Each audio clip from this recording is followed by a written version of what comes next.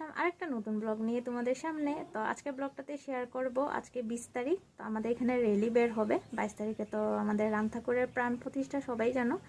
তো তাই আজকে 20 তারিখে এখানে র্যালি বের হবে। তো যাব একটু রাস্তার পাশে। তো একাই আছি আজকে, সঙ্গে কেউই নেই, কেন কি টাইম নেই সবার।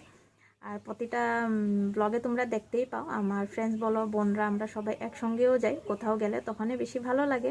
তো র্যালিতেও যদি যাব তো সঙ্গে সবাই থাকলে ভালো লাগতো, একা একা তো আর র্যালি যাওয়া যায় না। তো তাই এখন আমি একটু একাই বের হব, যাবো এখানে সামনে ফার্মেসিতে। তো সেখানে গিয়ে আরও রাস্তার সামনে দাঁড়িয়ে তোমাদের সাথে র্যালিটা শেয়ার করব। তো এখন বাজে 12টা, আই থিঙ্ক 12:30 থেকে র্যালিটা স্টার্ট হবে। তো তাই ভেবেছি যে না, নিজে একটু একা যাই, রাস্তার পাশে গিয়ে দাঁড়িয়ে তোমাদের সাথে শেয়ার করি।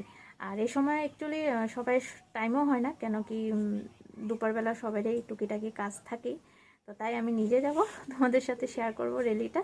বেশি ব্লগটা বেশি বড় হবে না, খুবই ছোটোই, তো স্কিপ না করে দেখবে।